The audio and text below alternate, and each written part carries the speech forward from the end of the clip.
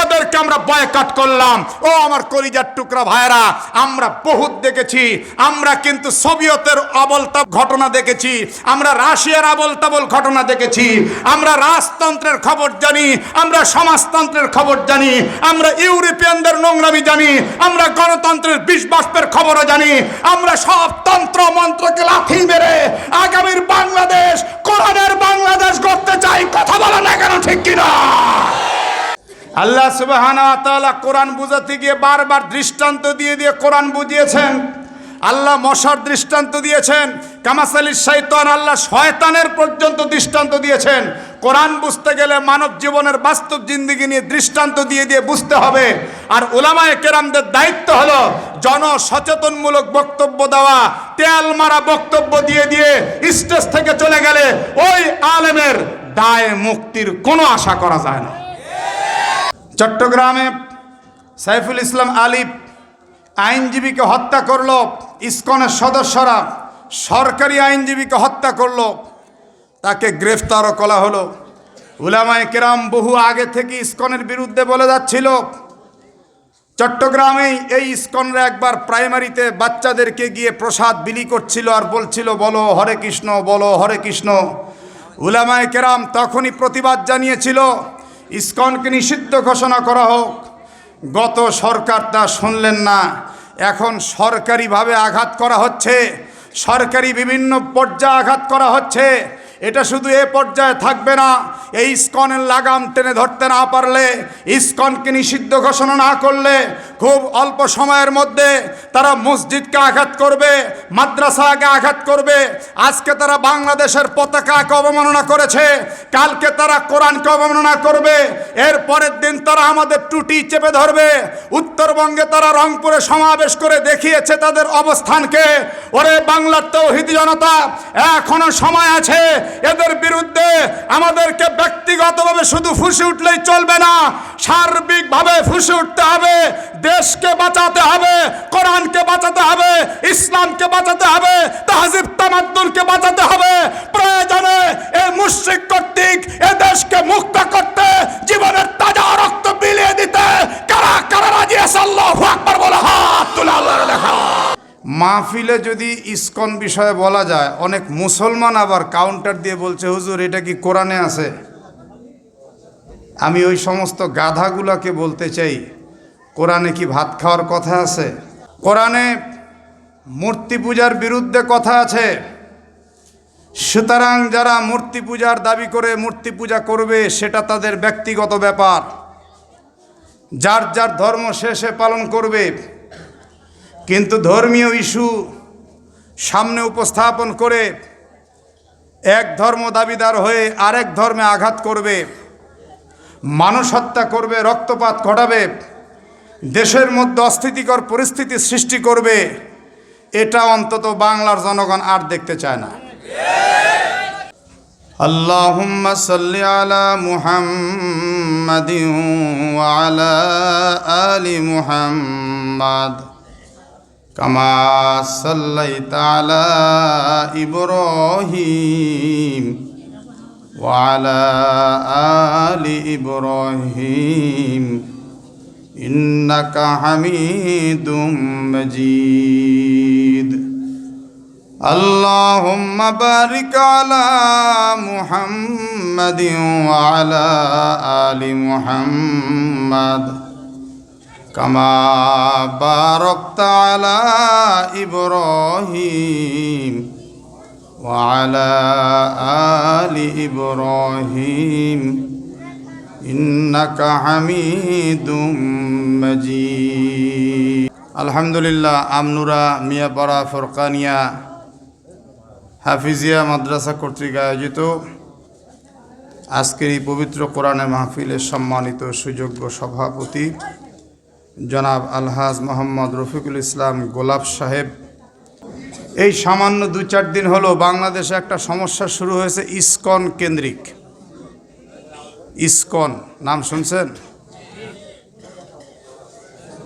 সব মিডিয়াতে এখন প্রচার চলছে ইসকনের অবস্থা কি হবে। মাহফিলে যদি ইসকন বিষয়ে বলা যায়, অনেক মুসলমান আবার কাউন্টার দিয়ে বলছে, হুজুর এটা কি কোরআনে আছে? আমি ওই সমস্ত গাধাগুলাকে বলতে চাই, কোরআনে কি ভাত খাওয়ার কথা আছে? তাহলে আপনি ভাত খান কেন? কি কথা বলেন না কেন? আপনি গাধার মতো প্রশ্ন করেন। কোরআনে মূর্তি পূজার বিরুদ্ধে কথা আছে, সুতরাং যারা মূর্তি পূজার দাবি করে মূর্তি পূজা করবে সেটা তাদের ব্যক্তিগত ব্যাপার, যার যার ধর্ম সে পালন করবে।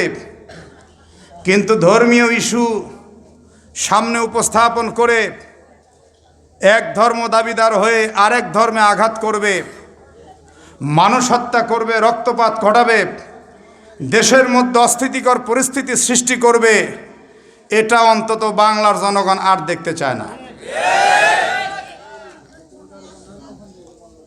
চট্টগ্রামে সাইফুল ইসলাম আলিফ আইনজীবীকে হত্যা করল, ইসকনের সদস্যরা সরকারি আইনজীবীকে হত্যা করল, তাকে গ্রেফতারও করা হলো।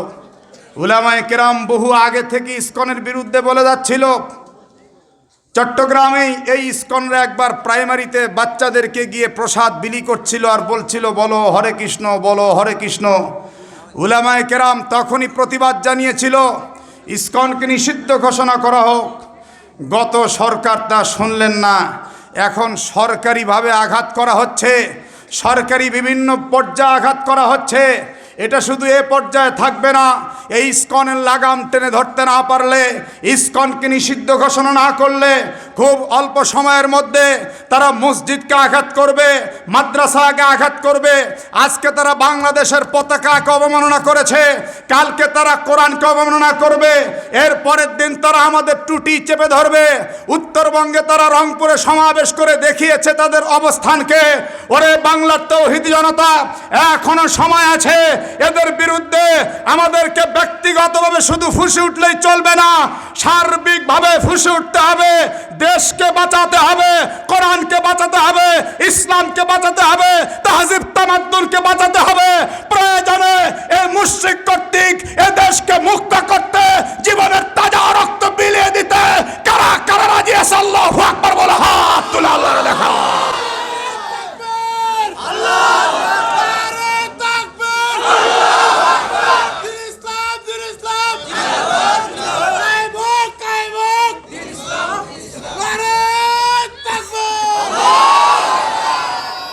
এই আল্লাহু আকবার বললে সওয়াব হবে না গুনাহ হবে? আমার এই ভাই ইমানি চেতনায় উজ্জীবিত হয়ে নারায়ে তাকবীর দিল, আপনারা অনেকে ঠোঁটই খুললেন না। কথা বলেন না কেন? আত-তাকবীরু ইয়ামলাউ মা বাইনাস সামাই ওয়াল আরদ। যখন কোন বান্দা বলে আল্লাহু আকবার, বলার সঙ্গে সঙ্গে আসমান জমিনের মাঝের সমস্ত ফাঁকা জায়গাগুলো আল্লাহ তাআলা সওয়াব দিয়ে ভরে দেন। সুতরাং সেই তাকবীর মাঝে মাঝে দিতে হবে। ও রব্বাকা ফাকাব্বির, কাব্বির সিগায় আমর। আল্লাহ তাআলা রবের নামের তাকবীর দিতে আদেশ করেছেন। সেই তাকবীর দিতে আমাদের কারো কোনো অসুবিধা আছে? তাকবীর দিবেন তো ইনশাআল্লাহ? মাশাআল্লাহ। এই তো গত পরশুদিনেও যখন এ বিষয়ে বলা শুরু করেছি, মানুষকে সতর্ক করা শুরু করেছি, স্টেজ থেকে একজন এসে বলছেন, হুজুর কোরআন দিয়ে কথা বলেন, এগুলি বাদ দেন। আমি তখন বললাম, মিয়া সাহেব আপনি কোরআনের বুঝেন কি? কথা বলেন না কেন? আপনি কোরআনের কি কসু বুঝেন? আল্লাহ সুবহানাহু ওয়া তাআলা কোরআন বুঝাতে গিয়ে বারবার দৃষ্টান্ত দিয়ে দিয়ে কোরআন বুঝিয়েছেন।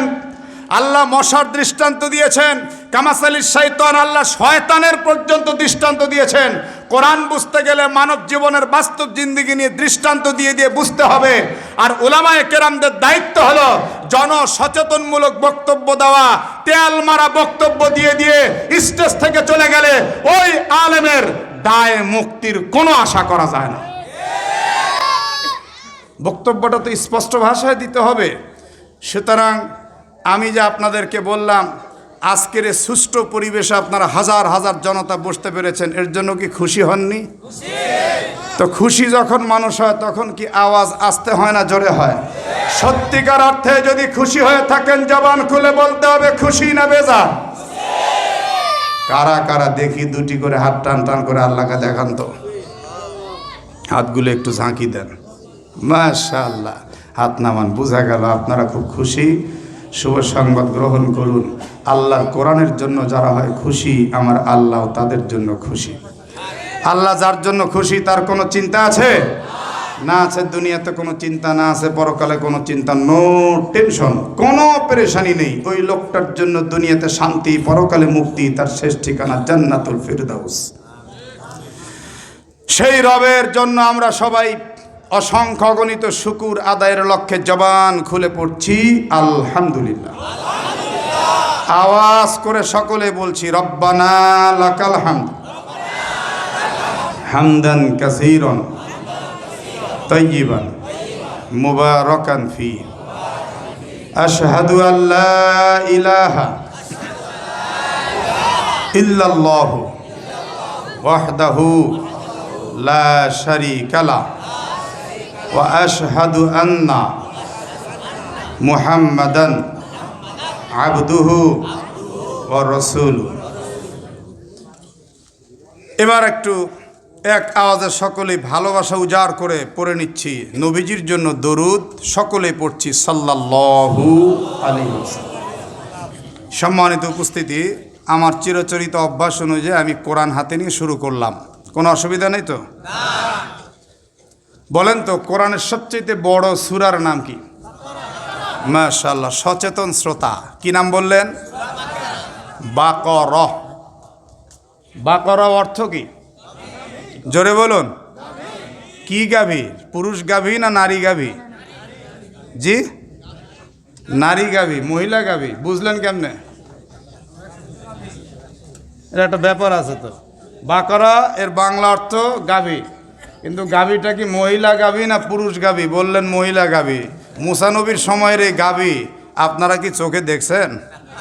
তাহলে কি করে বললেন মহিলা গাভী? এই মহিলারা কিন্তু আবার পর্দার আড়ালে ওরা কিন্তু রাগ করবে, কারণ কথা কিন্তু খুব তাড়াতাড়ি উল্টে যায়। ওরা হয়তো বাড়িতে যেতে যেতে বলবে যে আমাদেরকে মহিলা গাভী বলছে, আসলে কি তা বলা হয়েছে? মা বোনদের কিন্তু আবার রাগ খুব বেশি, সেকেন্ডে সেকেন্ডে মিটার গরম। শোনেন, মুসা আলাইহিস সালামের সময়ের গাভী আমাদের চোখে দেখা লাগবে না। গাভীটা যে মহিলা এটা বোঝার জন্য আল্লাহ তাআলা এ বা কফ র গোলতা দিয়েছেন। এটাকে বলে তানিস, আলামতে নিসা, মহিলাদের যে আলামতের জন্য ব্যবহার হয় সেটা আল্লাহ পাক ব্যবহার করেছেন। এই তা হলো দুই প্রকার।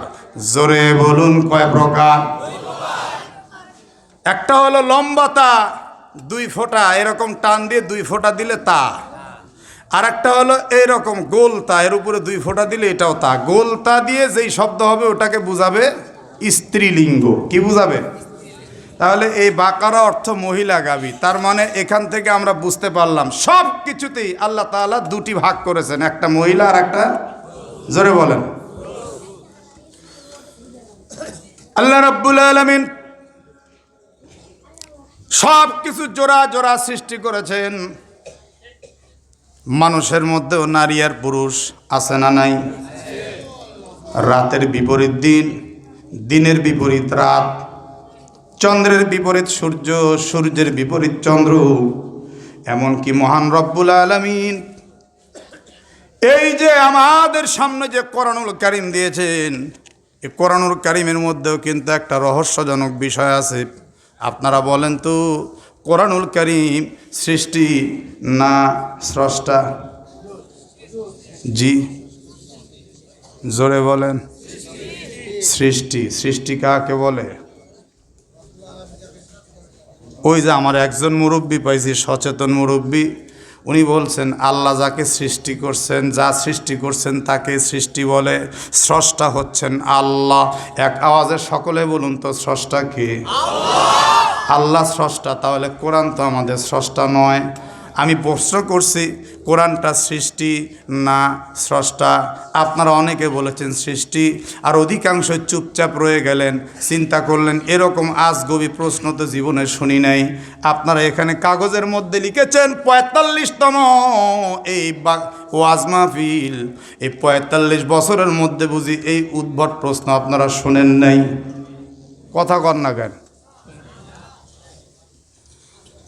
আমি আপনাকে বলি, যারা উলামায়ে কেরাম তারা তো জানেন, তাদের জন্য আমার কোনো প্রশ্ন নয়।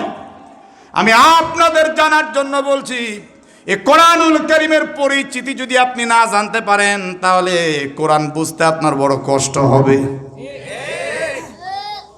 স্রষ্টা হচ্ছেন আল্লাহ। এক আওয়াজে সকলে আল্লাহর নামটা নিয়ে বললে খুশি হবে। বলেন তো স্রষ্টাকে? আর উনি যা সৃষ্টি করেছেন, আম গাছ, কাঁঠাল গাছ, নারিকেল গাছ, নদী নালা, খাল বিল, আসমান জমিন, চন্দ্র সূর্য, গ্রহ নক্ষত্র, কীট পতঙ্গ, মানব দানব যা আছে সব কিছু সৃষ্টি। তাহলে এখন প্রশ্ন হলো, কোরআন কি সৃষ্টি? আচ্ছা, তাহলে আরেকটু ভেঙে বলি, প্রত্যেকটা সৃষ্টির আলাদা আলাদা বৈশিষ্ট্য আছে।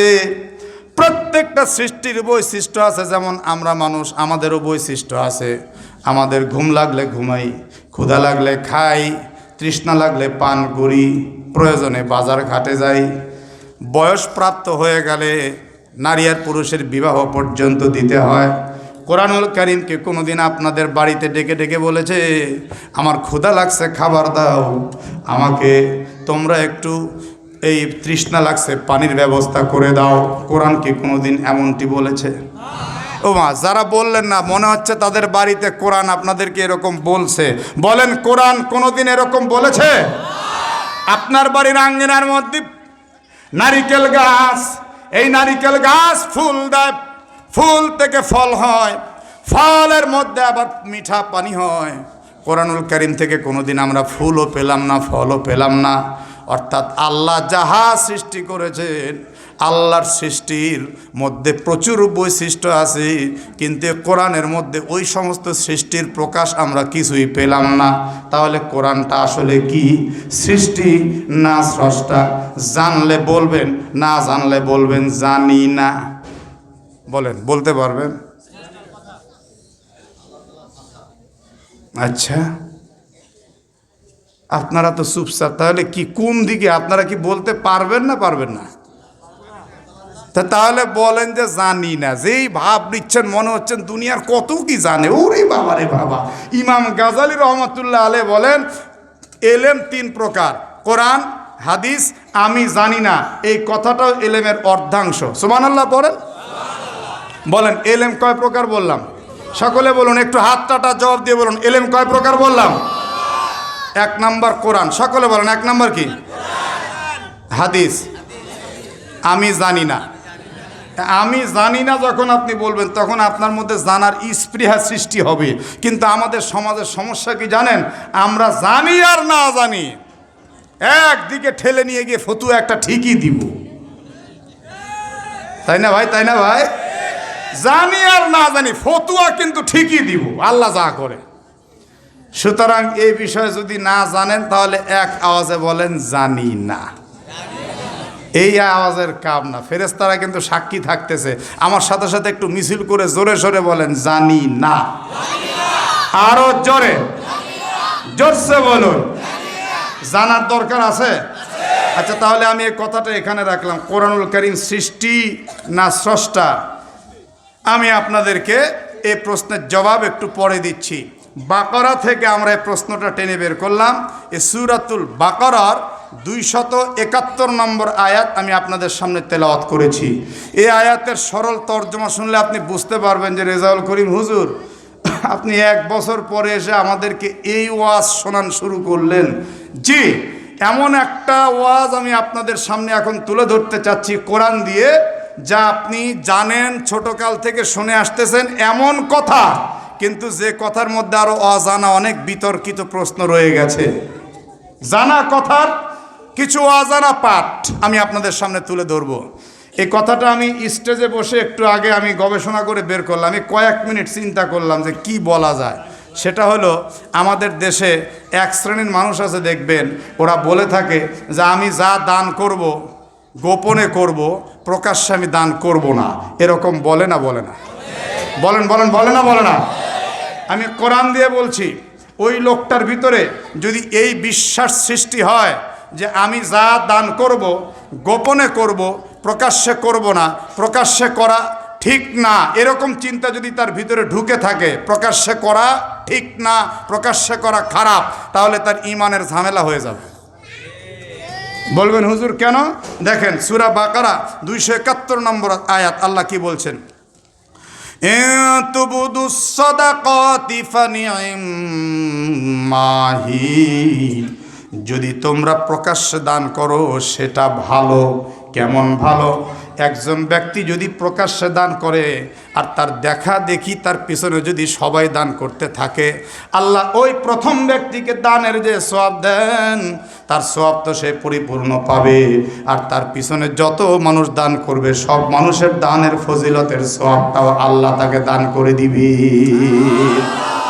তাহলে কোরআন কি বলল? প্রকাশ্যে দান করা ভালো। জোরে বলো না, প্রকাশ্যে দান করা। এই পিচ্ছি, ওরে বাবা, আমারে কি কানা বক্তা পাইছ? কেবল স্টার্ট দিচ্ছি আমি। এক বক্তা চোখ বন্ধ করে ওয়াজ শুরু করছে, 3 ঘন্টা পর চোখ খুলে দেখে শ্রোতা একটাও নেই। কথা বুঝছেন না যুবক? একটাও নাই। এখন শুধু বসে আছে হলো মাইকওয়ালা, জিম পারতেছে, আর ওই পাশে এক বুড়ি দাঁড়িয়ে চোখের পানি ছেড়ে কাঁদতেছে। বক্তা বলতেছে, বুড়িমা, সব শ্রোতা চলে গেলেও তুমি কিন্তু আমার একমাত্র শ্রুতি। মা গো, তুমি একটু আমার কাছে আসো, আমি তোমাকে একটু মাথায় হাত দিয়ে দোয়া করতে চাই। বুড়ি বলে, আমি আসলে তোমার ওয়াজ শুনে কান্দি না। কি কারণে তুমি কান্দো? বলে, আমার ছাগল হারাইছে, দুঃখে কান্দি। বক্তা রেগে আগুন হয়ে গেছে, সর্বনাশ করছি।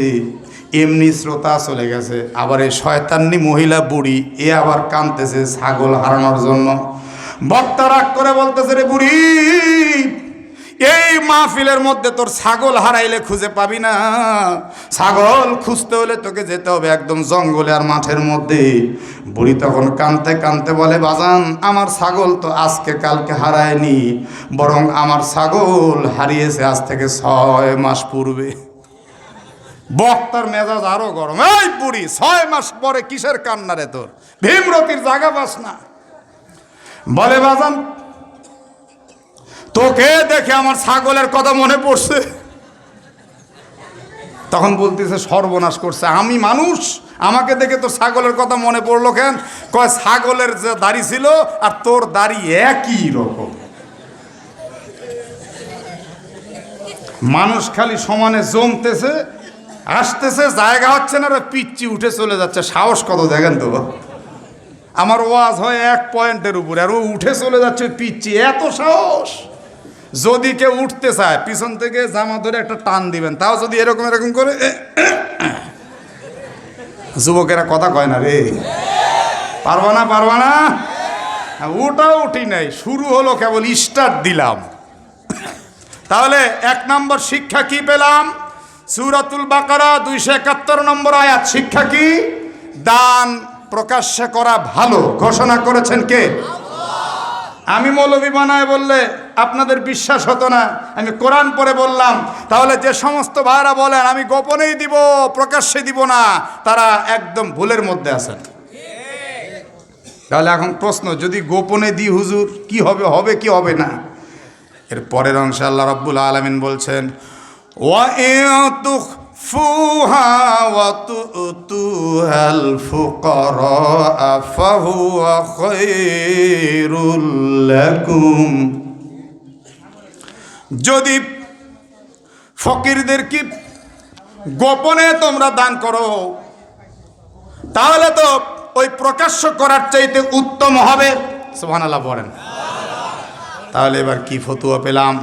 এই কোথায় যায় বসো? এই দুইজনে কথা কি চানাচুর খেতে যাচ্ছ নাকি? কোনো উঠাউঠি হবে না। এই বাচ্চা কাচ্চাগুলো ঝামেলা করবে, একটা বাচ্চাকে উঠতে দিবেন না, এরা গিয়ে চিল্লাচিল্লি শুরু করবে। আর মাদ্রাসার বারান্দার কথা বন্ধ করে দেন। বারান্দা যারা কথা বলছেন, অল্প কিছুক্ষণ আমি কথা বলবো, এর মধ্যে কোনো টু শব্দ সাউন্ড চলবে না। কথা কন ঠিক কিনা? অলরেডি কিন্তু প্রশ্ন একটা আমার থেকে গেল এইদিকে, কোরআন সৃষ্টি না স্রষ্টা, মনে আছে না নাই? হ্যাঁ, আপনারা ভুলে গেলে আমি ভুলবো না, এবং প্রত্যেকটা আমি ইনশাল্লাহ ফিনিশিং দিয়ে নামিয়ে নিয়ে আসবো ইনশাআল্লাহ। টু শব্দ একদম হবে না, বন্ধ করে দেন সব কথা। অল্প কয়েকটু সময় সবাই স্তব্ধতার মধ্যে থাকতে হবে। আল্লাহর কোরআনের চাইতে কারো কথা দামি হতে পারে? তাহলে আপনারা কেন কথা বলবেন? কোরআনের মজমা, আপনাকে শ্রদ্ধা করতে হবে। কোরআন শোনা ওয়াজিব। বলেন, কোরআন শোনা কি ওয়াজিব? ওয়াইদা কুরিআল কোরআন ফাসতামিউ লাহু ওয়া আনসিতু লাআল্লাকুম তুরহামুন। তাহলে কোরআন থেকে দুটি ফতোয়া পেলাম। এক নম্বর ফতোয়া, প্রকাশ্যে দান করা ভালো। 2 নম্বর ফতোয়া, গোপনে দান করা উত্তম। সুবহানাল্লাহ বলেন। বুঝতে পেরেছেন? 3 নম্বর, আপনি প্রশ্ন করতে পারেন, দান করলে আমার কি লাভ? টাকা পয়সা চলে যাবে, আমার কি? কোরআন বলছে ওয়া ইউকাফিরু আনকুম মিন সাইয়্যাতিকুম। দান করলে রব্বুল আলামিন বান্দা বান্দীদের পিছনে সব গুনাহগুলো ক্ষমা করে দেন।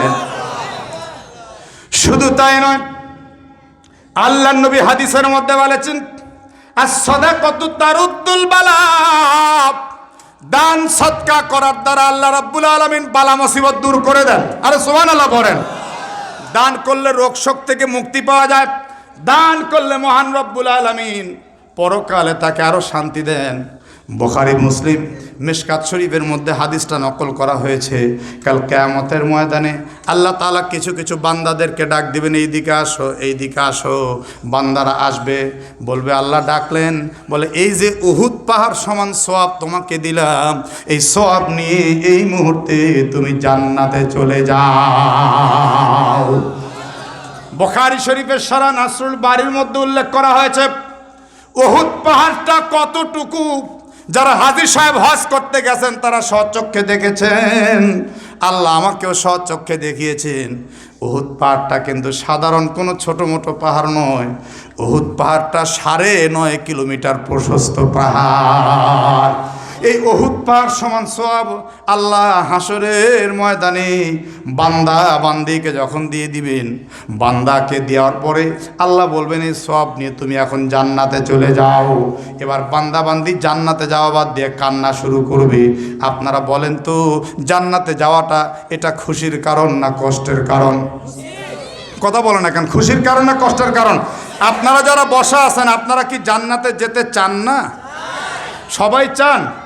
কারা কারা জান্নাতে যেতে চান না? হাত দেখি। প্রধান অতিথি আমার ভাই, দেখেন তো এদের মন কোন দিকে আছে। কোন কি সুন্দর করে আমি স্লো পজিশনে বললাম, কারা কারা জান্নাতে যেতে চান না। তার মানে আপনার মগজ এখনো বাইরে। আপনি কি চিন্তা করেন, কি চিন্তা করেন? যুবকেরা, টাইমিং আছে নাকি? টাইমিং আছে? টেনশন কিসের? টেনশন ফ্রি বসতে হবে। আল্লাহ কবুল করেন, জোরে বলেন আমিন। কারা কারা জান্নাতে যেতে চান? আল্লাহু আকবার বলে দুটি করে হাত টান টান করে আল্লাহর দেখাও। হাত নামান। কিন্তু জান্নাতে যেতে গেলে একটা শর্ত আছে ভাই, মরা লাগবে। জোরে কোন, কি করা লাগবে? জীবিত অবস্থায় কেউ জান্নাতে যেতে পারবে? বলেন তো, কোন নবী এখনো জিন্দা আছে? এই দেখেন রে, কি সুন্দর ছোট ছোট বাচ্চারাও বলতেছি ঈসা নবী। এক আওয়াজে বলেন, কোন নবী? উনি আবার কিয়ামতের আগে আল্লাহ তাআলা তাকে পৃথিবীতে পাঠাবেন। উনি আসবেন এবং স্বাভাবিক অবস্থায় মৃত্যুবরণ করবেন। উনি এখনো কিন্তু জান্নাতে ঢুকতে পারেনি, কারণ মরেনি। আর মরার জায়গা একমাত্র দুনিয়ায়। সুবহানাল্লাহ। মরার সাথে সাথে বান্দার ফয়সালা হবে, হয় ইল্লিয়িন নয়তো সিজ্জিনের মধ্যে আল্লাহ তাআলা তার রূহটাকে রেখে দিবেন। আপনি যদি ভালো কাজ করেন তো এখনই গিয়ে আপনি জান্নাতের সুখ উপভোগ করতে থাকবেন। তাহলে কি আপনি জান্নাতে যেতে চাইলে মরা লাগবে না? মুমিন মুসলমান মৃত্যুকে কোনোদিন ভয় পায় না, বরং মৃত্যুটা একটা নেয়ামত। তো এখন যারা বসা আছেন, একটা স্লোগান হবে, আমি বলবো আমরা সবাই, আপনারা বলবেন মরতে চাই। আল্লাহ তাআলা শুনবে, ফেরেশতারা সাক্ষী থাকবে। ফেরেশতাদেরকে আল্লাহ বলবেন, কিরে সারা জীবন ধানের শীষা নৌকার স্লোগান হলো, এটা আবার মরার স্লোগান, এরা কারা? আল্লাহ বলবে, এরা তোমার পাগল। ফেরেশতারা বলবেন, এরা তোমার পাগল। আল্লাহ বলবেন, ওই পাগলদেরকে আমি মাফ করে দিলাম। আল্লাহর পাগল হয়ে একটু কি বলতে পারবেন মরতে চাই? যে বলবে না বুঝবেন ওর মধ্যে ভেজাল আছে। রেডি? পারবেন তো? গলা একটু কাশ টাস দিয়ে নেন। রেডি যুবকেরা? রেডি? আমরা সবাই, ভাই সবাই কি বলছে? না বলেনি তো, সবাই বলেনি। দুই মহিলা ঝগড়া লাগলেও তো আওয়াজের সে জোরে হবে। আমার মা বোনের হয়তো পর্দা থেকে খালি দাঁত কিশমিশ করতেছে, হুজুর আমাদেরকে খালি বলে দেখেন পর্দা ফাটা ফেলাই দেবো, আল্লাহ যা করেন। আপনাদের এতগুলি মর্দে মুজাহিদের এই আওয়াজ, আর এই নিয়ে আবার যুদ্ধ করবে? দ্বিতীয় চান্স দিলাম। আমরা সবাই মোটামুটি হয়েছে, কিন্তু ভোটের স্লোগানের মতো হয়নি। একবার দুইবার তিনবার লাস্ট চান্স। আল্লাহর দেওয়া গলা ব্যবহার করে আল্লাহর জন্য এক আওয়াজে সকলে আমরা সবাই, আমরা সবাই, আমরা সবাই। এ কথা সত্যি তো? এখন আজকে মাহফিল শেষ করে বাড়ি যাওয়ার সময় যদি আজরাইল আলাইহিস সালাম বলে এ হাজার হাজার মানুষের মধ্যে আল্লাহ তোমাকে কবুল করছে, তুমি শুয়ে পড়ো, আসসালামু আলাইকুম, তাহলে আপনি কি বলবেন? দেখেন আর আওয়াজ নাই ভাই, দেখছে? মরা অত সহজ? সুন্দরী স্ত্রী, সুন্দরী গার্লফ্রেন্ড, আহারে এগুলি রেখে আমি মরবো, হুজুরের মাথা নষ্ট হয়ে গেছে, আমার 10 তলা বিল্ডিং, দামি দামি বিজনেস, এগুলি রেখে আমি মরবো, হুজুরের মাথা নষ্ট হয়ে গেছে। আমরা কোনোদিন এগুলি রেখে মরতে চাই? সম্মানিত উপস্থিতি, এজন্যই আমাদেরকে সদা সর্বদা মরার জন্য প্রস্তুত থাকতে হবে। যে কোনো মুহূর্তে আমাদের ডাক পড়ে যেতে পারে। কথা বলেন না কেন? ঠিক কিনা? এখন কিয়ামতের ময়দানে আল্লাহ রব্বুল আলামিন ওই বান্দাকে বলবেন, উহুদ পাহাড় সমান সওয়াব দিলাম, যা যা জান্নাতে যা। বান্দা এখন কান্না শুরু করে দিবে। আল্লাহ রব্বুল আলামিন সঙ্গে সঙ্গে বলবেন, কাঁদিস কেন রে, কাঁদিস কেন? এবার বান্দা কাঁদতে কাঁদতে বলবেন, আল্লাহ দুনিয়াতে আমি তো এত নেক কাজ করিনি, উহুদ পাহাড় সমান নেক কাজ আমার কোত্থেকে আসলো, আমি তো কিছুই বুঝতে পারলাম না। আল্লাহ তখন ডাক দিয়ে বলবেন, বান্দা রে, তুমি যেমন দুনিয়াতে ছোট্ট একটা ছাগল ছানা করে ওটাকে লালন পালন করে বড় করে বিক্রি করে মুনাফা অর্জন করেছিলে, আমি আল্লাহ তাআলা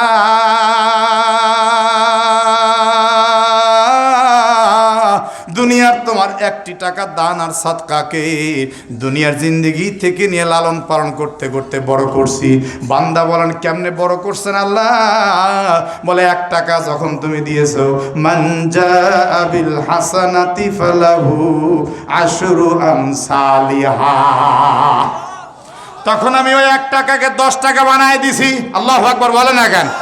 10 টাকাকে আমি 1000 টাকা বানায় দিছি, 1000কে আমি লাখ বানায় দিছি। এমন করতে করতে করতে করতে আজকে কিয়ামতের ময়দান পর্যন্ত উহুদ পাহাড় সমান সওয়াব হয়ে গেছে। যারে বান্দা যা, এখন এই সওয়াব নিয়ে তুই তোর জান্নাতে চইলা যা। বান্দা আবার কান্না শুরু করছে। আল্লাহ বলেন, কাঁদিস কেন রে, কাঁদিস কেন?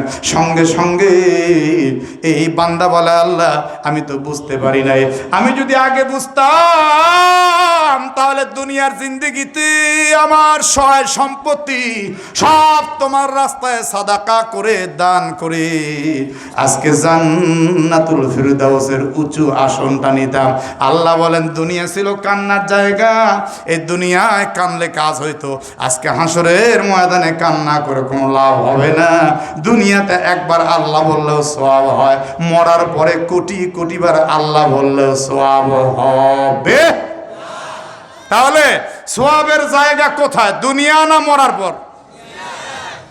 সম্মানিত উপস্থিতি, তাহলে দান সৎকার লাভ বুঝলাম, প্রকাশ্যে দান করা ভালো তাও বুঝলাম, গোপনে দান করা উত্তম তাও বুঝলাম। দান করলে রোগ শোক ভালো হয়, বিপদ আপদ দূর হয়, দান করলে গুনাহ মাফ হয়, সব বুঝলাম। কিন্তু এখন একটা প্রশ্ন আমি আপনাদেরকে করতে চাই, এক ব্যক্তি হালাল 1 টাকা দান করলে সওয়াব হবে না হবে না? আর এক ব্যক্তি সুদের এবং ঘুষের মানুষের মারা টাকা হারাম 1 টাকা দান করছে, সওয়াব হবে না গুনাহ হবে? একটু জোরে বলেন না, কি হবে? এতে কি আপনি একমত? কথা কন সত্যি? ওই যে এক ভাই বলতেছে না একমত না, তাহলে কি সুদের টাকা দান করলে সওয়াব হয়? ওই যে এক ভাই হাত দিয়ে বললো না না। আচ্ছা শোনেন, আপনাদের এলাকায় কি সুদখোর আছে? থাকলে একটু জোরে কও যুবক, আছে? ওরে বাবা রে, তাহলে তো আমার ওয়াজ আজকে ঠিক মতোই শুরু হয়েছে। আপনারা এবার বুঝে থাকলে চিৎকার করে বলুন তো, সুদ হালাল না হারাম? কার ঘোষণা? কার ঘোষণা? আল্লাহ রাব্বুল আলামিন কোরআন হাকিমের মধ্যে বলেন, আহাল্লাল্লাহুল বাই'a ওয়া হাররামার রিবা।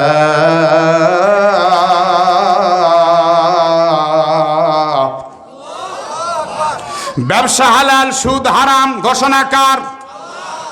কিন্তু সুদের টাকা নিয়েও এখন অনেক মানুষ দান করে। কথা কর না কেন? আছে না নাই?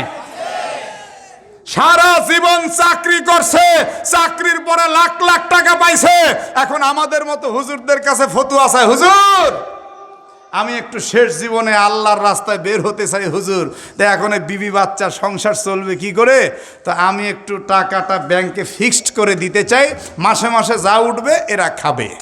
হুজুর রাখতে পারবো কি না? ওই শয়তান কিন্তু জানে এইভাবে সুদ খাওয়া যায় না, তারপরে হুজুরের ফতুয়া চায়, মানে হুজুরে খোঁচা না দিল ওর ভালোই লাগে না। কথা কয় না রে যুবকের, কথা আছে না? একটা জাত আছে না, হুজুর জোরে গেলেও দোষ, আসতে গেলেও দোষ। জোরে যদি যায় একজন আরেকজনকে ফিস ফিস করে বলবে, দেখ দেখ দেখ কোন বাড়ির জানি মৌলবী দাওয়াত পাইছে, হয়েছে না খালি জোরে জোরে যাচ্ছে। আবার যদি আসতে যায় বলবে, হুজুর খাওয়া মনে হয় একটু বেশি হয়েছে, তাই না, নড়তে পারতেছেন না। আবার যদি মিডিয়াম তাকের যায় তখন আবার ইংরেজিতে ফতুয়া দেয়, there is none like our prophet, he stands high like a minaret as he walks along the street, all the dust and dirt kiss his feet. ও মৌলবী, তুমি তো ইংলিশও বুঝবা না। নবীজি কি করছেন?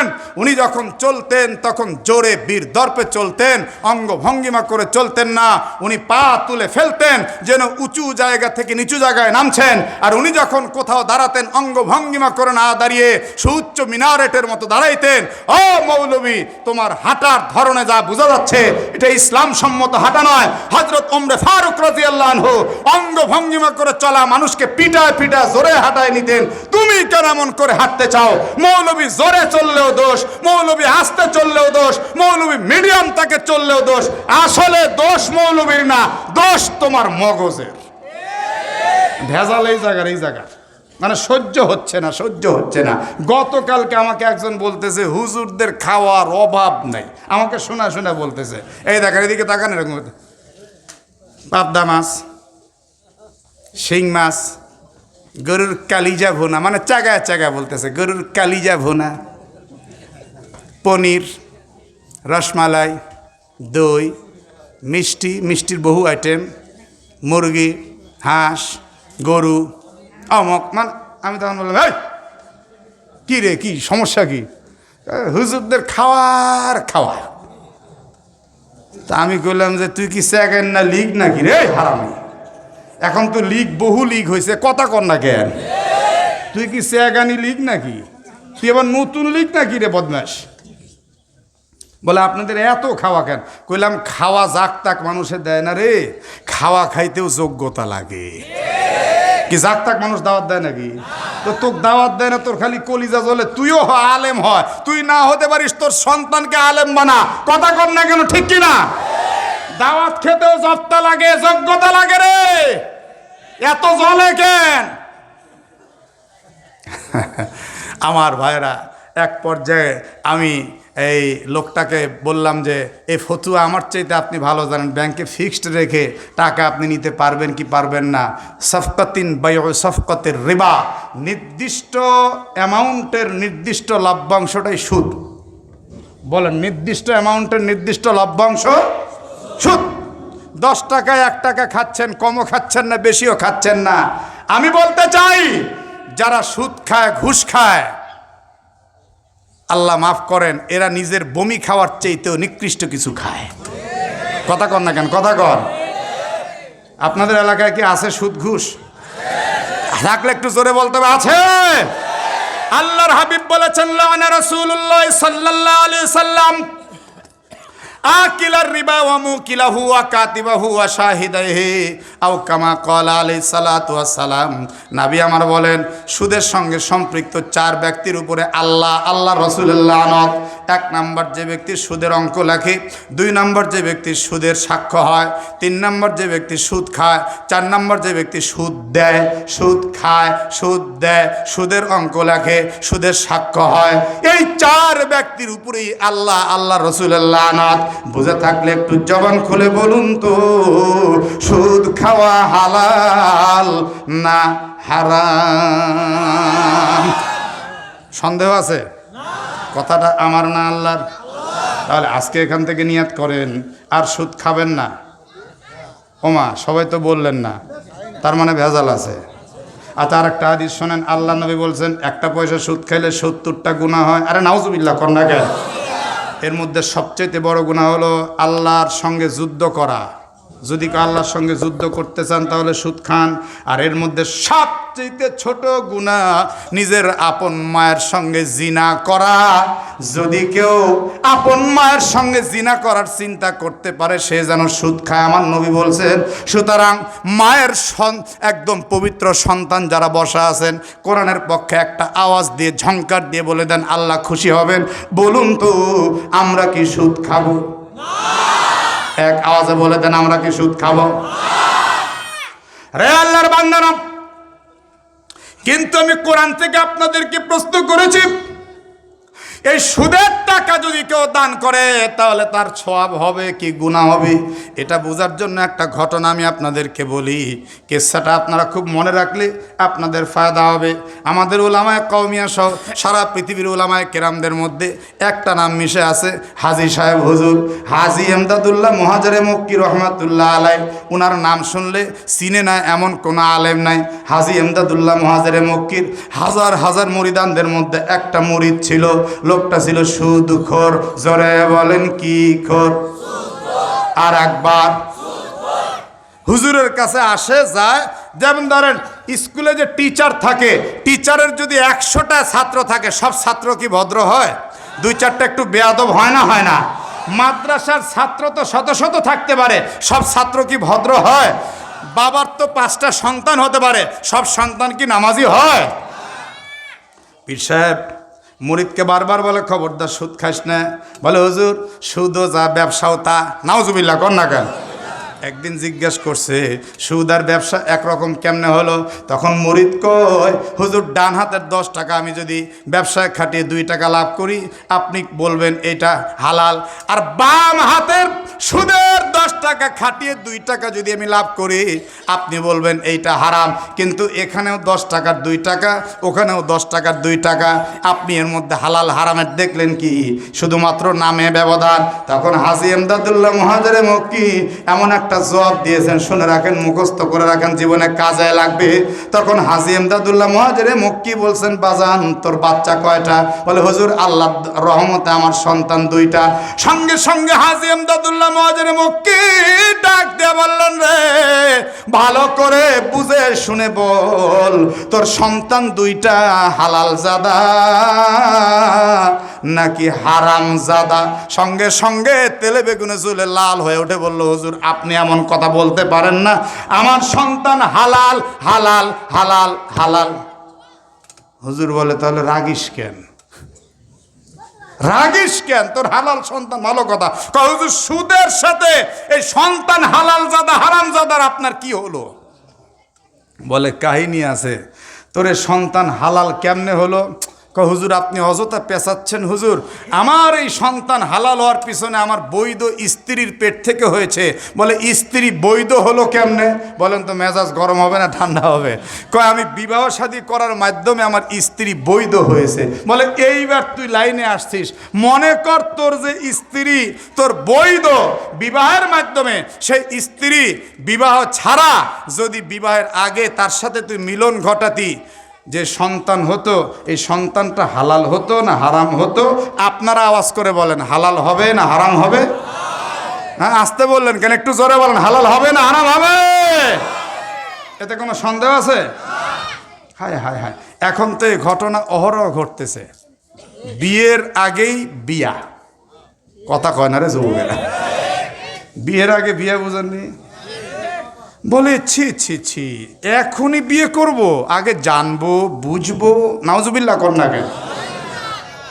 আচ্ছা জানবো বুঝবো মানে তার মানে কি রে? কি রে তুই বুঝবো মানে কি?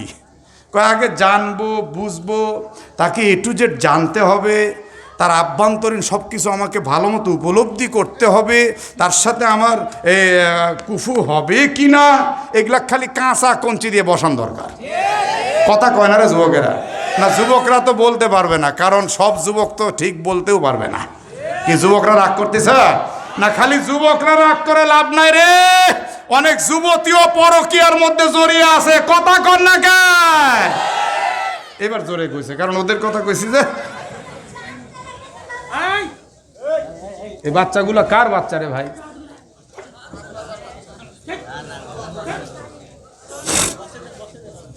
এই পিচ্চিক বসা দেন।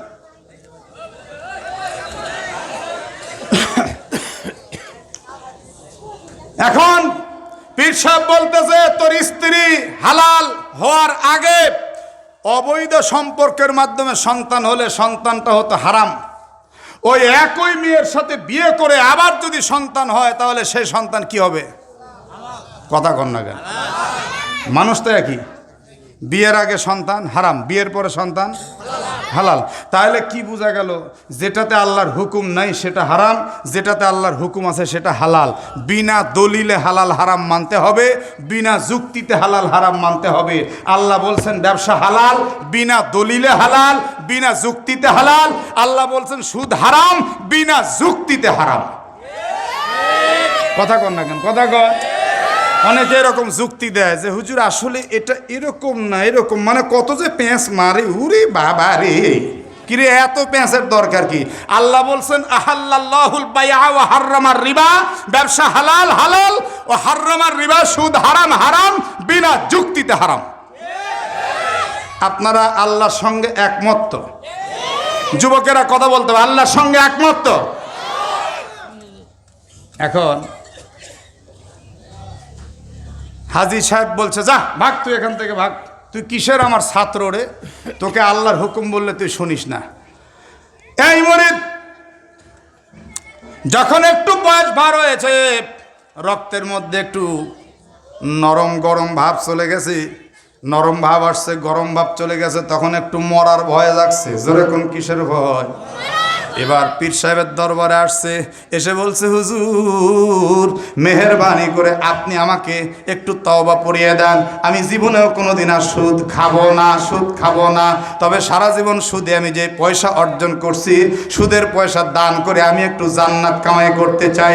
ওই যে প্রথমে যে প্রশ্ন আপনাদের সামনে উপস্থাপন করলাম, সুদের টাকা আল্লাহর রাস্তায় দান করে কয় টাকা লাভ হবে, কয় টাকা সওয়াব হবে? এই লোকটাও একই প্রশ্ন পীর সাহেবের কাছে করছে, হুজুর আমি সুদের টাকা একটু আল্লাহর রাস্তায় দান করে জান্নাত কামাই করতে চাই। পীর সাহেব তখন একটা ধমক দিয়ে বলছে, খবরদার বেয়াদবি কথা বলবি না, হারাম টাকা কিন্তু হারাম কাজে যাবে। হারাম টাকা কোনো দিনের জন্য হালাল কাজে তুই ব্যয় করেও পার পাবি না। হারাম টাকা আল্লাহর রাস্তায় দেওয়ার নিয়াত করলে আর একটা গুনাহ হবে। হারাম টাকা দান করার নিয়াত করাটা আর এক হারাম। জোরে জোরে বলেন নাউজুবিল্লাহ। এবার মুরিদ বলতেছে, হুজুর আসলে সারা জীবন আপনার কথা শুনি নেই, আজকেও শুনবো না। বলেন তো এটা কি ভদ্র না বেয়াদব? বলে আচ্ছা ঠিক আছে, তুই কি করতে চাচ্ছিস? বলে হুজুর আমার হারাম টাকা আমি হালাল কাজে ব্যয় করে আপনাকে দেখাই দিব, আর যদি আমি ভালো কাজে ব্যয় করতে পারি আপনার পীরগিরি আমি ছুটায় ফেলায় দিব। পীর সাহেব কয় বাপ রে বাপ, তাহলে এক কাজ কর, আল্লাহর নাম ছাড়া তোর পকেটের মধ্যে একটা হাত দে। আল্লাহর নাম ছাড়া যখন পকেটের মধ্যে হাত দিছে, দেওয়ার পরে বলে যা আছে সব তোল। তোলার পরে বলে মুঠ খোল, খুলে দেখতেছে 50 টাকা। বলেন কয় টাকা? বলে 50 টাকা। বিসমিল্লাহ ছাড়া আল্লাহর নাম ছাড়া দান করবি, কিন্তু খবরদার খবরদার এই টাকা যেন আমার শর্তের বাইরে দান না করা হয়। বলে হুজুর বলেন কেমনে দান করব? বলে আমার ঘর থেকে বের হবি, বের হওয়ার পর যাকে সর্বপ্রথম দেখবি, সে নারী হোক আর পুরুষ হোক, বৃদ্ধ হোক আর জোয়ান হোক, শিশু হোক আর যেই হোক, সর্বপ্রথম যাকে দেখবি এই টাকা তাকে দিবি, চোখার থাক আর না থাক যাকে দেখবি তাকে দিয়ে দিবি। এবার বলে ঠিক আছে হুজুর, আমি একটু দেখবো এটা ভালো কাজে ব্যয় করতে পারি কিনা, আমার সুদের টাকা দিয়ে আমি একটু জান্নাত অর্জন করতে চাই। এক কদম দুই কদম করে যখন ঘর থেকে বের হলো, বাজারের দিকে রওনা দিল। বাজারের প্রধান গেট সামনে যখন পেল, প্রধান গেটে ঢোকার সময় দেখতেছে লাঠি নিয়ে বসা আছে একটা অন্ধ ফকির। একটা টাকা ভিক্ষা দাও রে বাজান, কে আছে একটু পেটে খাবার চাই, এই কথা বলে বলে চিৎকার করছে। এমন সময় মুরিদ মনে মনে মুস্কি মুস্কি হাসার বলে, এই লোকটা তো অন্ধ, এই লোকটা তো জীবনে কোনোদিন চোখে দেখতে পায় না, এই লোকটা তো কোনোদিন কোনো খারাপ কাজ করতে পারে না, এই লোকটাকে আমি যদি আমার 50 টাকা দেই, অবশ্যই আমার 50 টাকা ভালো কাজে ব্যয় হবে, পীর সাহেবকে আমি পীরগিরি ছুটিয়ে ফেলে দিব।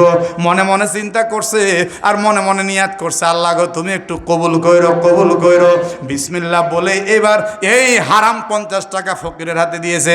ফকির টাকা হাতে পাওয়ার পর বুঝতে পারছে এটা তো 50 টাকা। দেখবেন অন্ধ ফকির ট্রেনের মধ্যে যারা ভিক্ষা করে এরা আর কিছু বুঝুক আর না বুঝুক, নাকের কাছে টাকা ধরলে ঠিকই চেনে। চিনে না, চিনে না, খুব চিনে। আমি একবার যখন আমার এই গাড়ি কিনতে পারিনি, বহু আগে, প্রায় 20 বছর আগে, আমাদের নাটোর থেকে নীলফামারীতে ট্রেনে চড়ে এক ওয়াজে যাচ্ছি। আমাদের উত্তরবঙ্গে নীলফামারী একটা জেলা আছে না নাই? কথা বলতে হবে যুবক, আছে না নাই? তো ট্রেনে উঠছি, উঠার পরে দেখি কোনো জায়গা নাই, আমি চুপচাপ এক কর্নারে দাঁড়িয়ে আছি। তো দেখতেছি এক যুবক আর যুবতী ওই সিটে বসা আছে। যুবকেরও দাড়ি নাই, যুবতীর তো জন্মগতই নাই। কথা বলেন না কেন? যুবক যে এমন সফা মারছে, তবে যুবতীর চুল লম্বা, যুবকেরও চুল লম্বা, যুবকের গলায় আবার একটা গিটার ঝিলানো। এই যুবক আর যুবতী কে নারী কে পুরুষ দেখে বোঝার কোনো কায়দাই নেই। এক পর্যায়ে একটা অন্ধ ফকির এসে বলতেছে, বাবা একটা টাকা দে রে বাবা, একটা টাকা দে, আমি এই করেই সংসার চালে, আমার চোখ নেই। তো ওই যুবকটা পকেট থেকে সেই আমলে 5 টাকার একটা নোট বের করে দিছে। অন্ধ ফকির নাকের কাছে টান করে ধরে বুঝতে পারছে, বাপরে 1 টাকায় কেউ দেয় না, 5 টাকা। যে আমলে 1 কাপ চায়ের দাম 8 আনা। কথা বলে না রে মুরব্বীরা? 1 কাপ চায়ের দাম কত? 8 আনা 4 আনা। চা খান নাই? আমি খাইছি, আমার মনে আছে। সেই সময় 5 টাকা দিছে মানে ফকিরের তো মনে করেন যে বুকটা এত বড় হয়ে গেছে। এখন ফকির এই যুবকের মাথার উপরে দিছে হাত, হাত দিয়ে এবার দোয়া করছে, আল্লাহ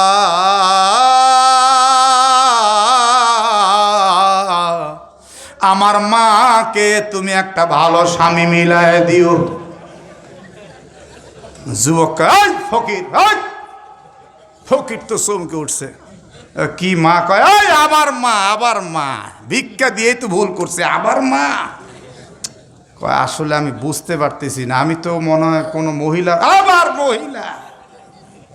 আমার সাথে আমার গার্লফ্রেন্ড বসা, কিসের মহিলা?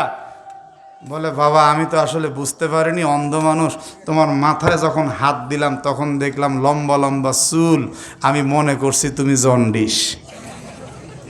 মুখ সামলিয়ে কথা বলো ফকির। ফকির তখন বলছে, বাজান নবীজির সুন্নাত তরিকার চুলগুলি কেটে ফেলো, আমাদের মতো অন্ধ মানুষের বুঝতে আর কোনো সমস্যা হবে না। কথা কর না কেন, ঠিক কিনা? ফকির একটা উপদেশ দিয়ে দিছে, আল্লাহর বান্দারা। এই ফকিরটাও যখন 50 টাকা পেয়েছে তখন বুঝতে পারছে এটা 50 টাকা ওরে সর্বনাশ, আমি সারা মাস ভিক্ষা করেও 50 টাকা অর্জন করতে পারি না। আজকে যখন 50 টাকা পেলাম, একটু প্রাণ ভরে আগে দোয়া করে নিই। এবার মোনাজাত দিয়ে দোয়া করতেছে, আল্লাহ এই সারকে তুমি জান্নাতে নাও, তার 14 গোষ্ঠীকে জান্নাতে নাও। জান্নাতের মধ্যে নিয়ে এমন দোয়া করা করছে, জান্নাতের বাহির দিয়ে নিয়ে একদম জাহান্নামে ফেলে দিছে। হাই রে দোয়া রে। দোয়া যখন কমপ্লিট হলো, এবার মুরিদ চিন্তা করে আমি একটু দেখব আমার এই 50 টাকা সে কোন কাজে ব্যয় করে। অন্ধ ফকির নিশ্চয় ভালো একজন মানুষ হবে। ফকির তখন ঝোলা ঝাম্পট গুছিয়ে মনে মনে বলছে, আজকে সারাদিন ভিক্ষা করার আমার দরকার নাই। 1 কদম 2 কদম করে রওনা দিল, লাঠি দিয়ে ইশারা করতে করতে বাজারের অপর প্রান্তে গেল। গিয়ে একটা মহিলার সঙ্গে কথা বলল আর 30 টাকা দিয়ে তাকে ভাড়া করলো। আরে নাউজুবিল্লাহ কর না কেন? মুরিদ তো জিব্বায় কামড় দিয়ে চোখ বন্ধ করছে, কি দেখলাম রে, হায় হায় হায় হায়, পীর তো ঠিকই কইলো, আমার হারাম টাকা হারাম কামে গেল। আচ্ছা, আর 20 টাকার খবর কি দেখি। এই মহিলাটার হাত ধরে নিয়া বাজারের আরেক প্রান্তে গিয়ে মদের দোকান থেকে 20 টাকা দিয়ে এক বোতল মদ কিনলো। মুরিদ কয়, হায় হায় রে, আমার পীর যা কইলো তাই তো হলো, আমি বাকি জিনিসটার চোখে দেখতে চাই না। দৌড়াতে দৌড়াতে এবার পীর সাহেবের দরবারে গিয়ে বলছে, হুজুর, এই মুহূর্তে আমি আপনার কাছে একটু ক্ষমা চাচ্ছি হুজুর, আমার হারাম টাকা হারাম কাজে ব্যয় হয়ে গেল। হুজুর গো, এই ঘটনা, হুজুর আপনি কৃপণতা করবেন না, এই মুহূর্তে আপনার পকেট থেকে যা আছে দেন, আমি একটু দেখতে চাই আপনার হালাল টাকা কোন কাজে ব্যয় হয়, আমি একটু দেখতে চাই। হুজুর তখন বলে, আমি কোন কারণে কৃপণতা করব, আমার জীবনেও কোনোদিন কৃপণতা করি নাই। মাঝখান থেকে আমি আপনাদেরকে একটা প্রশ্ন করি, কোনো ব্যক্তি যদি দান করতে কৃপণতা করে 10 বার 20 বার 50 বার বলার পরে যদি দান করে, তাহলে কি তার সওয়াব হবে? এটা তো একটা প্রশ্ন নাকি ভাই? কি হাজি সাহেব, এটা একটা প্রশ্ন না ভাই? এটা একটা প্রশ্ন। তো মনে করেন আমাকে একজন বলতেছে, দে রে ভাই মাদ্রাসার জন্য 10টা টাকা দে। না এখন হবে না। না রে ভাই 5টা টাকা দে রে ভাই। না ভাই এখন হবে না, হাতের অবস্থা, কথা কর না কেন, এরকম আছে না নাই?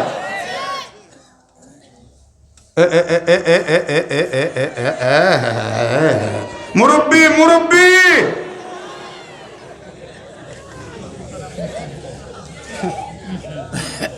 আমি কি মোনাজাত দিয়ে দিব? কথা কর না কেন? তাহলে ওখান থেকে 5 জন যুবক একসাথে উঠলো, যে যায়নি, তাহলে 5 জন উঠলো কেন? পেশাব।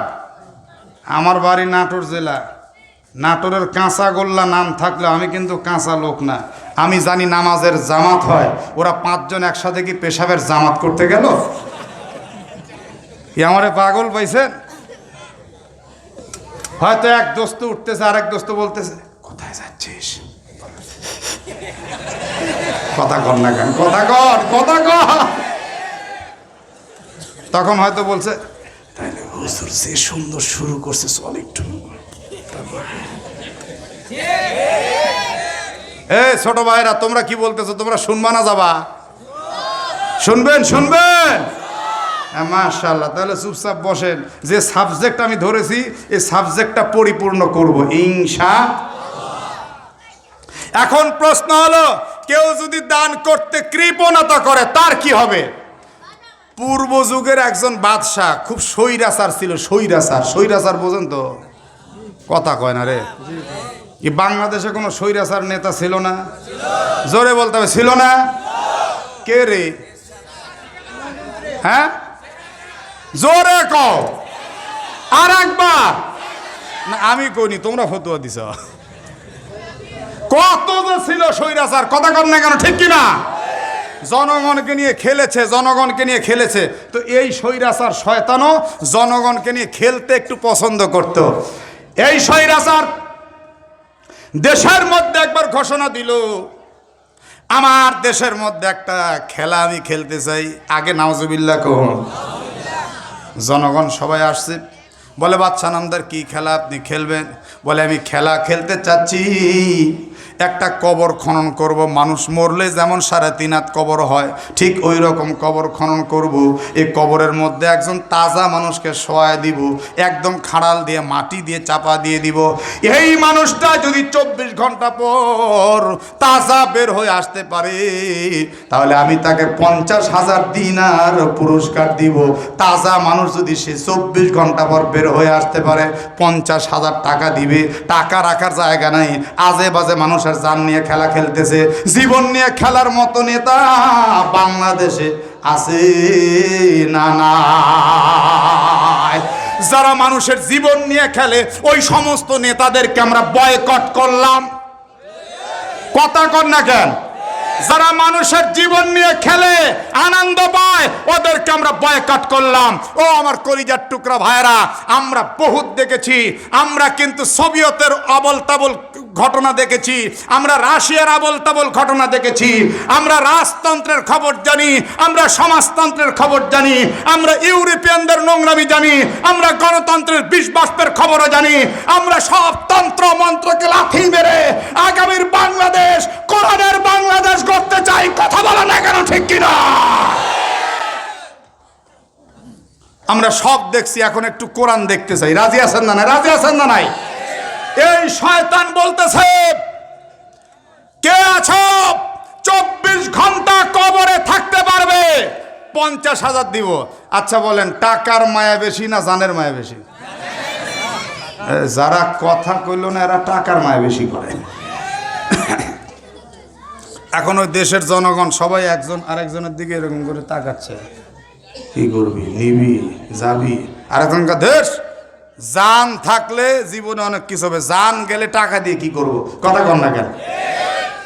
কিন্তু এই পিছনে ছোট ভাইরা কথা কয় না, ভাইয়া তোমরা এই যে যারা উপরে বসে আছো, তোমাদের আমি অনুরোধ করছি, তোমরা আমার ছোট ভাই, ছাত্র আন্দোলন করে তোমরা দেশকে স্বাধীন করেছো, ঠিক আছে, তাই বলে এখানেও সম্মানিত উপস্থিতি, ওই দেশের মধ্যে একজন কৃপণ ব্যক্তি ছিল। এই কৃপণ ব্যক্তি বাদশার সামনে গিয়ে বলল, বাদশা নামদার, আমি 24 ঘন্টা থাকবো। বাদশা কয়, সর্বনাশ, যদি মরে যাও? বংশই দিব। যদি তাও মরো? কয় 50,000 টাকা আমার সন্তানদেরকে দিয়ে দিবেন, আমি মরে গেলে কি হবে, অন্তত তারা তো খেয়ে পরে বাঁচবে। কয় সর্বনাশ করছে। ছেলে এসে বলতেছে, আব্বা আমাদের টাকার দরকার নেই, আমাদের বাপ দরকার। মেয়ে বলতেছে, আব্বা আমাদের টাকার দরকার নেই, আমাদের বাপ দরকার। সবাই এক বাক্যে বলল টাকার দরকার নাই। স্ত্রীও কান্দার বলে টাকার দরকার নাই। কিন্তু লোকটা এত কৃপণের কৃপণ, এই লোকটা বলে তোদের দরকার না থাকতে পারে, আমার দরকার আছে, আমার দরকার আছে। এবার এক বাক্যে বাদশাকে বলল, বাদশা নামদার, আপনি কবর খনন করেন, আমি শুধু বাড়ি যাব আর আসবো। এই লোকটা বাড়িতে গিয়ে করলো কি জানেননি? একটা করে রুটি বানিয়ে একদম রোদ্রের মধ্যে শুকিয়ে রাখতো। এই রুটিটা শুকিয়ে কটকটে করে 5-10 মিনিট পানির মধ্যে ভিজিয়ে আবার তুলে ফেলতো, তারপর আবার চালের মধ্যে শুকাতে দিত। এই রুটি ভিজানো পানি খাইতো, কিন্তু রুটি খাইতো না। লোকটা বলেন তো, কিপটার কিপটা, শুধু কিপটা না মহা কিপটা? রুটি খায় না, রুটি ভিজানো পানি খায়। এই লোকটা বাড়িতে গিয়ে ওই একটা রুটি সাথে করে নিবার কবরে নামছে। বাদশাকে এটা কি? এটা আমার বাঁচার অবলম্বন। ঠিক আছে, যা রুটি খাবি খা, কিন্তু 24 ঘন্টা। বলে ঠিক আছে হুজুর। এবার সবাই কাঁদতেছে, 24 ঘন্টার জন্য তাকে একদম বন্ধ করে দেওয়া হচ্ছে। কাঁদতে কাঁদতে সন্তান সন্ততি সবাই চলে গেল। এক পর্যায়ে পরের দিন কাঁদতে কাঁদতে বাড়ির সবাই আসছে। এসে এবার কাঁদতে কাঁদতে সৈন্যরা মিলে মাটি খুঁড়ে খুঁড়ে চোখের পানি ঝরিয়ে চিন্তা করছে, একটু পরে লাশ বের হবে, এই লাশটাকে নিয়ে আবার দাফন করা হবে, এই লাশটাকে জানাজা করা হবে। এই লাশটা স্বেচ্ছায় লাশ হয়ে গেল, এই মানুষটা এমন ভুলটা কেন করলো? কিন্তু বাদশাহ মুচকি মুচকি হাসতেছে। বাদশাহ মুছে তার ইচ্ছার চিন্তা করতেছে, 50,000 তো দেওয়া লাগবে না, আমার দেশের একটা জনগণ কমলো, এতে আমি খুশি। নাউজুবিল্লাহ, জোরে কর। সঙ্গে সঙ্গে এবার যখন বাঁশের খাড়াল টারাল খুললো, দেখতেছে আল্লাহর বান্দা কবরে বসে বসে আল্লাহর নামের জিকির করে। সবাই মিলে এবার তাকে তুলছে। তোলার পরে বলছে, বাদশা নামদার 50,000 দেন। কই তুই বেঁচে আছিস? 50,000-এর কথা মনে আছে? বলে হ্যাঁ বাদশা, তাড়াতাড়ি দেন, আমার কথা আছে। এবার যখন 50,000 টাকা দিল, 50,000 টাকা নিয়ে চিৎকার করে কাঁদতে কাঁদতে বলে, এই 50,000 টাকা আমি দেশের গরিব দুঃখীদের মধ্যে বিলায় দিলাম। সবাই হতবাক হয়ে গেল, যে লোকটা রুটি ভিজিয়ে রুটির পানি খায়, রুটি খায় না, এই লোকটা 50,000 টাকা জীবন বাজি রেখে দেখে পাইলো এই লোকটা টাকাটা নিয়ে আবার আল্লাহর রাস্তায় বিলীন করে দিল। কি আশ্চর্য কারবার! ছেলেকে বলছে, মেয়েকে বলছে, সবাইকে বলছে আমার সহায় সম্পত্তি সব নিয়ে আয়, বাদশার সামনে আমি সব আল্লাহর রাস্তায় দান করে দেব। বাদশা তখন হতবাক হয়ে বলল, ভাই রে কি হলো কি হলো একটু বলো। এবার বলছে, বাদশা নামদার আমি যা দেখে আসলাম কবরের মধ্যে, তা যদি আপনি দেখতেন আপনি রাজত্ব ছাইরা দিয়ে চইলা যাইতেন। সঙ্গে সঙ্গে বলে, ভাই রে একটু সবাই এদিকে আসো, শোনো সে কি বলতে চায়। অনুরোধ করছি, বলো কবর জগতে তুমি কি দেখলা। এবার লোকটা চোখের পানি ছাইরা ডাক দেয়া বলে, হুজুর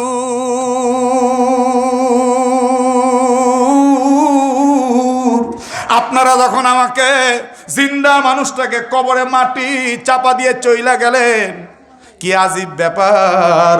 সারাদিন হুজুরদের ওয়াজে শুনছি মাটিয়ে চাপ দিবে, মাটিয়ে চাপ দিবে, কিন্তু আমি সেটা স্বচক্ষে দেখছি।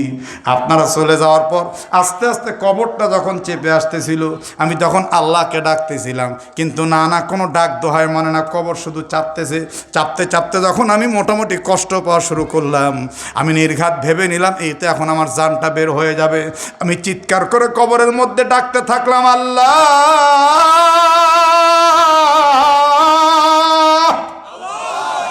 আল্লাহ গো, এই মুহূর্তে আমি তোমাকে হৃদয় থেকে বলছি, আল্লাহ ও মাবুদ, আমার সারা জীবনে যদি কোনো ভালো কাজ তোমার পছন্দ হয়ে থাকে, তাহলে তুমি সে ভালো কাজের বদৌলতে আজকে অন্তত আমাকে কবরের আযাব থেকে মুক্তি দিয়ে দাও। সঙ্গে সঙ্গে দেখলাম একটা কাক এসে পাখা মেলে ধরলো, আর মাটিগুলি আস্তে আস্তে দূরে সরে গেল। আল্লাহু আকবার! কি আজীব ব্যাপার। আমি একটু উঠে বসলাম, কাকের জবান খুইলা গেল। কাক এখন কেমন জানি মানুষের মতো আমার সঙ্গে কথা বলে। আমি একটু ভয় পাইতে লাগলাম। কাক তখন বলল, দোস্ত তোমার ভয় পাওয়ার কিচ্ছু নেই, আমি কিন্তু তোমার সেই কাক বন্ধু। এবার বলে, ভাইজান আমার তো মনে নেই আপনি কিসের কাক বন্ধু, বুঝলাম না, কাক কি আবার মানুষের বন্ধু হয়? কাক তখন ডাক দিয়ে বলে, শোনো, তুমি একদিন একটা রুটি নিয়ে কেবল বসেছিলে, রুটিটা পানির মধ্যে ভিজিয়ে রুটি ভিজানো পানি পান করবা, আর সেই রুটিটা আমি কাক ঠোঁটের মধ্যে নিয়ে একটা উড়াল মারছিলাম, তোমার কি মনে পড়ে? বলে, হ্যাঁ হ্যাঁ মনে পড়ে। জীবনে একটা কাক আমার রুটি নিয়ে গিয়েছিল, সেই চিন্তায় বহুদিন আমি ব্যতিব্যস্ত ছিলাম। বলে, আমি সেই কাক, আমি যখন রুটি নিয়ে গাছের এক ডাল থেকে আর এক ডাল উড়াল দিচ্ছিলাম জীবনের টাকা দায় আর ক্ষুধার তাড়নায়, তখন তুমি আমাকে তীর মারছিলে, আর আমার মুখের খাবার তীর মেরে হলেও নিয়ে নিতে চাইছিলে, কিন্তু না না না, আল্লাহর হুকুম ছিল রুটির প্রতি, আমি আকৃষ্ট হয়ে গিয়েছিলাম। রুটি আমার জন্য আল্লাহ রিজিক বানাইছিল, তুমি আমার কাছ থেকে নিতে পারো না। তীর মারতে মারতে মারতে মারতে এক ডাল থেকে আরেক ডাল, এক গাছ থেকে আরেক গাছ করতে করতে আমি যখন একদম নদীর কিনারে পৌঁছে গেলাম, আমি হয়রান হয়ে গিয়েছি কেমন করে নদী পাড়ি দিবে ওজনদার একটা রুটি নিয়ে। আমি ভয়ে ভয়ে আল্লাহর নাম নিতে নিতে উড়াল দিলাম নদীর উপর দিয়ে। বড় নদী, তুমি নদীর উপর দিয়ে পর্যন্ত বারবার তীর মারতেছিলে, নদীর মধ্যে রুটি পড়লে সেই রুটি তুমি খাইতে চাচ্ছিলে, কিন্তু আল্লাহর কি কাম, যখন আমি তোমার দৃষ্টির আড়ালে ব্যালেন্সের বাইরে চলে যাচ্ছিলাম, তখন তুমি শেষ পর্যন্ত রুটি না পাওয়ার কারণে আল্লাহকে বলছিলে, আল্লাহ যখন এই রুটিটা আমি পাইলামই না, ফি সাবিলিল্লাহ। কখন বলছে ফি সাবিলিল্লাহ? কথা কয় না, কখন ফি সাবিলিল্লাহ কইছে? যখন আর পাওয়ার কোনো আশাই নাই, তখন কি বলছে? ফি সাবিলিল্লাহ। কাক বলে, আল্লাহ তোমার এই একটা রুটির বদৌলতে আজকে কবরের আযাব থেকে মুক্তি দান করেছেন। তাহলে কি বোঝা যায়? দান আপনি যে কোনোভাবে করেন না কেন, সেটা যদি পবিত্র আর হালাল হয়, শেষ পর্যন্ত যদি একবার আল্লাহর জন্যই নিয়াত হয়ে যায়, ওই দানের বদৌলতে অবশ্যই আপনি পাবেন। কথা কন না কেন, ঠিক কিনা? এবার মুরিদ বলতেছে, হুজুর দেখি আপনার হালাল টাকা দেন, একটু দান করব, মনে আছে না নাই? কথা কন না কেন, মনে আছে না নাই? আরে কোরআনুল কারীম সৃষ্টি না স্রষ্টা, মনে আছে না নাই? এবার এই মুরিদের বেয়াদবি দেখে হুজুর বলতেছে, তোর সঙ্গে পারা যায় না, হুজুর এইবার বিসমিল্লাহ বলে পকেটের মধ্যে হাত দিলেন। হাত দেওয়ার পরে মুঠটা খুললেন, খোলার পরে টাকা গুনে দেখলেন 50 টাকা।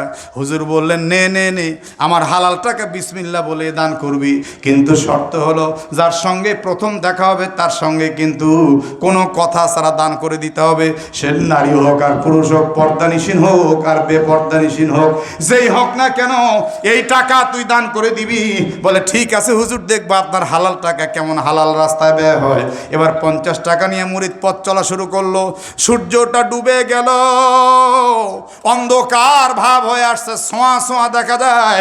হঠাৎ তার নজরে পড়েছে একজন মহিলা পর্দানিশী বোরকা পরে বাজারের এক প্রান্ত দিয়ে হেঁটে হেঁটে যাচ্ছে।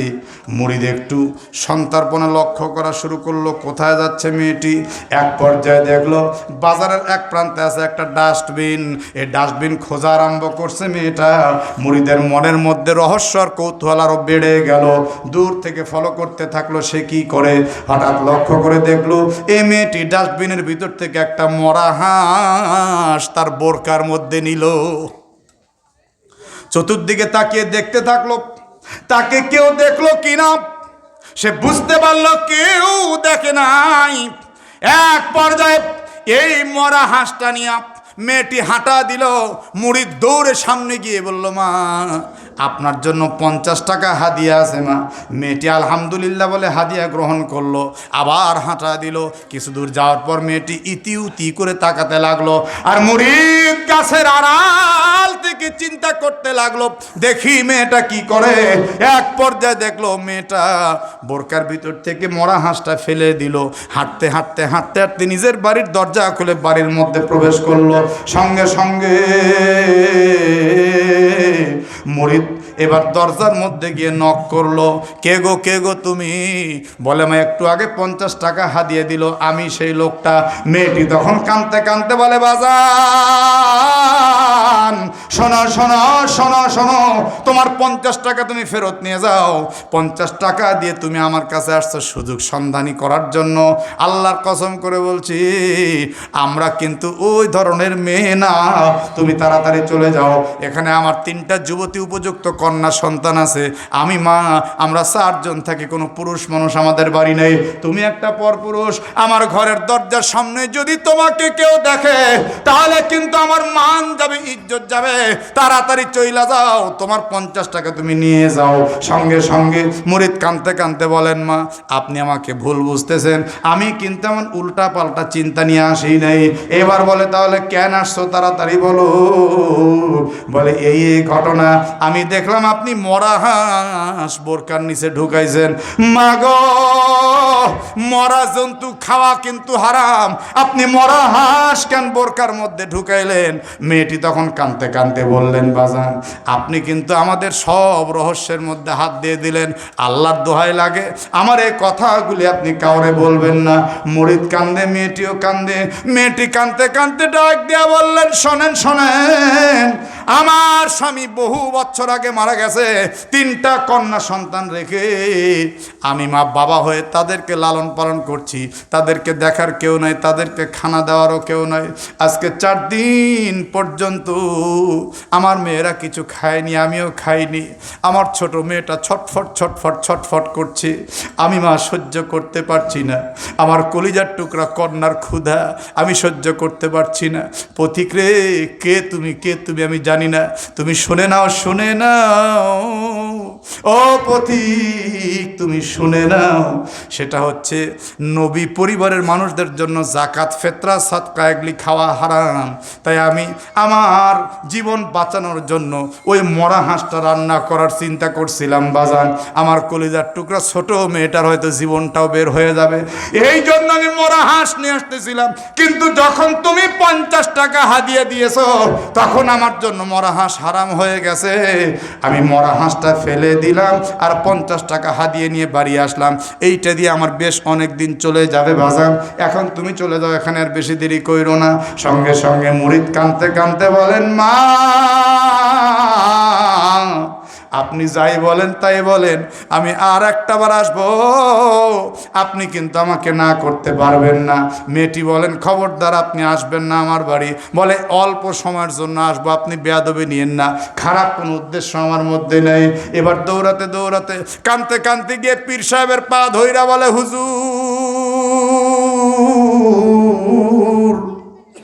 আপনি আমাকে ক্ষমা করবেন। হুজুর গো আমার হারাম টাকা হারাম কাজে ব্যয় হলো, আমার হালাল টাকা নাই, তবে আপনার হালাল টাকা হালাল কাজে ব্যয় হয়েছে, আপনার হালাল টাকা হালাল কাজে ব্যয় হয়েছে। হাওমা করে কান্দে আর পা জড়িয়ে ধরে। হুজুর তখন বুকের মধ্যে জড়িয়ে বলে বাজান কাঁদিস না, কি হয়েছে বল। বলে হুজুর কি আর হবে, আমি আমাদের পার্শ্ববর্তী মহল্লায় নবীর পরিবারের মানুষ খুঁজে পেয়েছি। নবীর বংশের মানুষ কেমনে খুঁজে পাইলি? আদ্যপ্রান্ত সব ঘটনা খুলে বলল। এক পর্যায়ে পীর সাহেবের চোখ দিয়ে পানি দর দর করে ঝরে পড়ছে। এবার বলে জীবনে বহুত পাপ কাজ তুই করছিস, তোর কি কিছু হালাল পয়সা আছে? কানতে কানতে বলে হুজুর বাড়ির মধ্যে খুঁজলে হয়তো কিছু হালাল ধন আমি পেতেই পারি। বলে সে হালাল ধনগুলো নিয়ে নবীর পরিবারকে একটু দান কর, নবীর পরিবার খেয়ে অন্তত একটু বাঁচুক, আল্লাহ খুশি হবে। মুরিদটা দৌড়াতে দৌড়াতে বাড়িতে গিয়ে কানতে কানতে বিবির কাছে ঘটনা বলছে।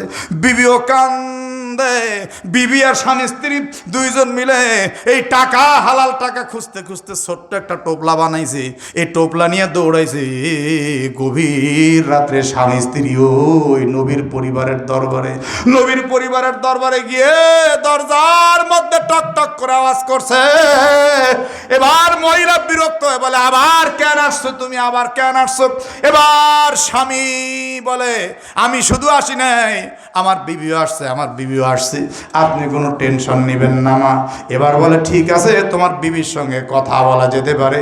বলে মা আমরা আপনার সঙ্গে তেমন কোনো কথা বলতে আসিনি রে। নবীর পরিবারের মানুষ, নবীর পরিবার কষ্টে থাকবে, নবীর পরিবার না খেয়ে থাকবে, আর কাল হাসরের ময়দানে আমরা নবীর সামনে কেমন করে মুখ দেখাবো, এই জন্য আসছি।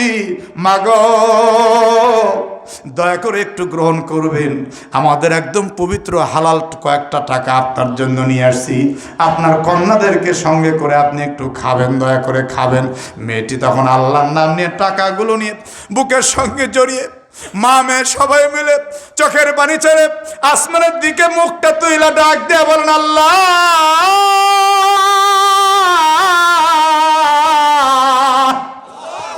আল্লাহ গো, এ গভীর রজনীতে যারা আমাদের জন্য অন্নের ব্যবস্থা করে দিল, বস্ত্রের ব্যবস্থা করে দিল, ইয়া রব্বাল আলামিন তুমি কেন গো তাদেরকে মাফ করবা না?